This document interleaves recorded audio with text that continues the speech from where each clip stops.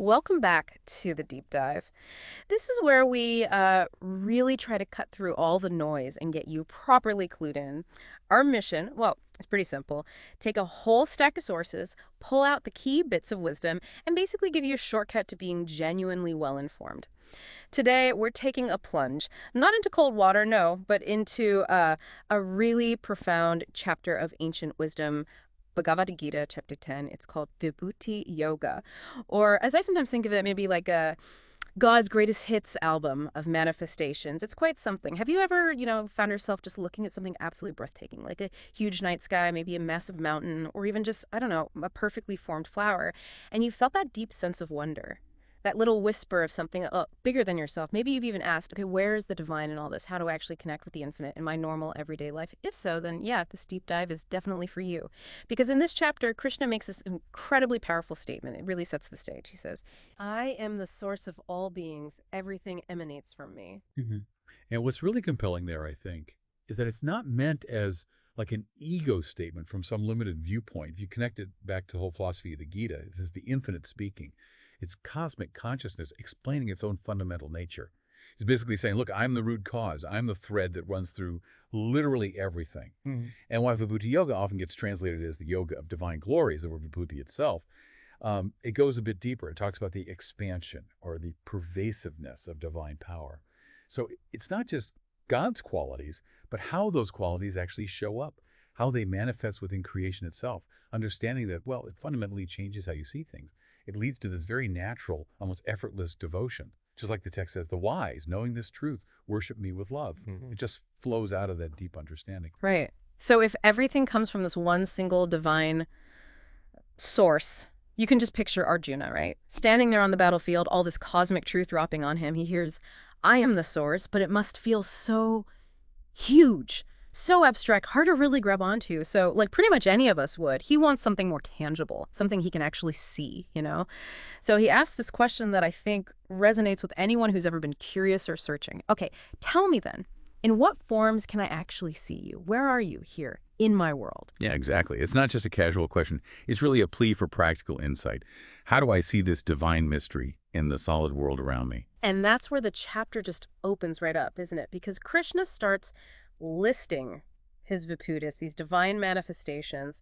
He's essentially giving us and you, the listener, a kind of training us to see the sacred in everything. And so really fascinating how he gives these specific examples to Arjuna, like what makes these ones so important? Why these? He says things like, among lights, I am the sun. Among stars, the moon. Among rivers, I am the Ganga.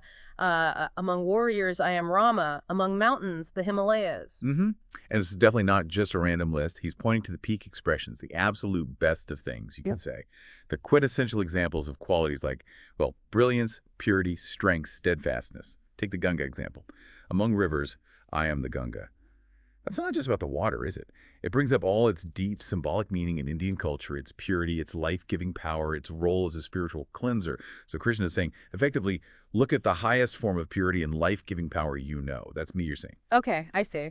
Or, among warriors, I am Rama. Rama represents dharma, righteousness, unbending integrity, even when things get incredibly tough. Krishna isn't really glorifying war itself there, but rather those highest virtues, principled leadership, moral courage. So every extraordinary thing, every peak of light or strength or beauty or wisdom, it's offered as a direct window, a glimpse of God. It encourages us to look for the divine, not just in, say, temples or books, but in the sheer excellence and wonder we find right here in the world. I like that distinction. It makes sense. But it does bring up a question for me. If the focus is only on the best, these peak examples, does that kind of imply that, well, the ordinary stuff, the mundane things, or even the difficult parts of life, are they somehow less divine? Or maybe not divine at all? How does that square with the idea you mentioned earlier that God is the world? Ah, that's a really crucial question. And it gets to the nuance, the subtlety of this chapter. Krishna isn't saying the divine is missing from the ordinary or the difficult. Not at all. Instead, he's using a teaching tool, a pedagogical method. He's saying, look, if you want a clear, undeniable sign of me, start by looking at these peak expressions, these extraordinary examples. Okay, like a starting point. Exactly. Yeah. It's an invitation to train your eye, to develop the ability to see the divine signature first in its most obvious, potent forms. Once you start seeing God in the sun's brightness or the Ganga's purity, well, your perception naturally starts to expand. Then you begin to recognize that same essence, maybe more subtly, but it's there in everything else too. It reminds me of, something simple like standing on a mountaintop. You feel that immensity, right? Oh, yeah, definitely. It's not just a nice view. It's a moment where you sense something way bigger than yourself. That's a real-time Vibhutis moment. A direct glimpse that just cuts through all the daily noise. And this is exactly the point Krishna makes as he wraps up this section. He says very clearly, look, there is no end to my divine glories. What I've told you is just a glimpse, just a fraction. Ah, okay, so it's not an exhaustive list. Not even close. It reinforces that these specific forms, they aren't meant to be worshipped just for themselves. They are, as you said so well, windows. They point beyond themselves to this vast, formless truth. And the really profound message here is that God isn't just in the world. God is the world. Wow. And that's not just poetry. It's a deep, non-dual statement. It suggests this immanent divinity. The divine essence isn't separate, watching from afar. It is the actual ground, the substance of all reality, which is, very different from something like deism, which pictures a creator who's kind of distant now. Right, okay, so bringing this all back down to earth, what does this mean for us? Like right here, right now, Krishna really seems to want us to go beyond just understanding this intellectually. He wants it to be a heartfelt, lived thing. He says, with minds absorbed in me, lives surrendered to me, my devotees find peace. So this knowledge isn't just about knowing about God. It's about making that shift to actually seeing God, feeling God, being with God every moment. Exactly. It transforms intellectual agreement into actual inner experience. That's where real devotion comes from.